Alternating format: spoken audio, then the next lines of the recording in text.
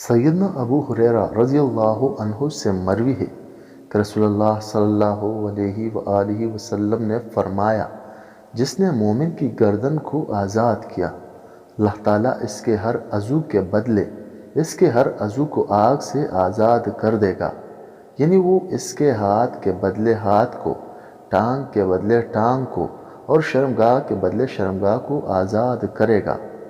علی بن حسین نے کہا، کیا تم نے یہ حدیث سیدنا ابو ہریرہ رضی اللہ عنہ سے سنی ہے؟ سعید نے کہا، جی ہاں۔ پس علی بن حسین نے اپنے سب سے زیادہ چست غلام سے کہا، مطرب کو بلاؤ۔ جب وہ ان کے سامنے کھڑا ہوا تو انہوں نے کہا، تو چلا جا، تو اللہ تعالیٰ کی رضا کے لیے آزاد ہے۔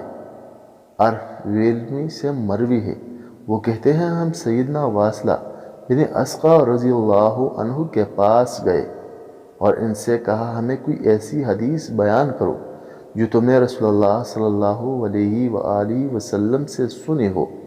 انہوں نے کہا، ہم ایک ایسے آدمی کا مسئلہ لے کر رسول اللہ صلی اللہ علیہ وآلہ وسلم کے پاس آئے جو ایک گناہ کی وجہ سے جہنم کو اپنے حق میں واجب کر چکا تھا۔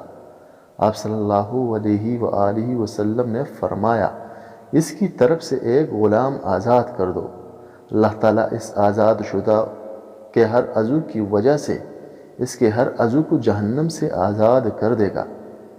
سیدنا ابو ذر رضی اللہ عنہ سے مروی ہے، وہ کہتے ہیں، میں نے رسول اللہ صلی اللہ علیہ وآلہ وسلم سے سوال کیا کہ کون سا عمل افضل ہے؟ آپ صلی اللہ علیہ وآلہ وسلم نے جواب دیا، اللہ تعالیٰ پر ایمان لانا اور اس کے راستے میں جہاد کرنا۔ میں نے کہا، کون سی گردن کو آزاد کرنا افضل ہے؟ آپ صلی اللہ علیہ وآلہ وسلم نے فرمایا، جو اپنے مالکوں کے نزدیک قیمتی اور مہنگی ہو۔ میں نے کہا، اگر مجھ میں یہ عمل کرنے کی سخت نہ ہو تو؟ آپ صلی اللہ علیہ وآلہ وسلم نے جواب دیا، تو کسی پریشان حال کی معاونت کر دیا کرو یا کسی بے ہنر انسان کا کوئی کام کر دیا کرو۔ میں نے کہا، اگر میں یہ کار خیر کرنے سے بھی عاجز رہوں تو؟ آپ صلی اللہ علیہ وآلہ وسلم نے فرمایا، تو تم لوگوں کو اپنے شر سے محفوظ رکھو، یہ بھی تمہارا اپنے آپ پر صدقہ ہوگا۔